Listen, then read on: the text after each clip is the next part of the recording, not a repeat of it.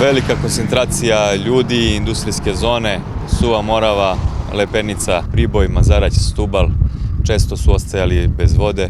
Mogli ste da čujete da to se dešavalo nekoliko puta u proletnjem i jesenjem periodu, zato što su ovde bile azbestne cevi zbog naleganja tla.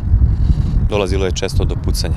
Cevi koštaju 300-400 hiljada dinara svaka popravka i prošle godine smo konačno smogli snage da obezbedimo sredstva za kompletnu rekonstrukciju dužini 1880 metara.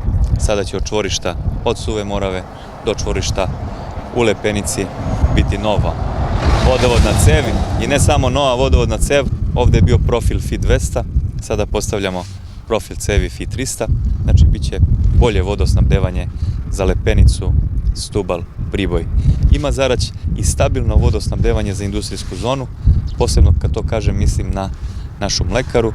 Koštalo nas je preko 20 miliona dinara, ali ne žalimo jer smo jedan višedecenijski problem uspešno rešili.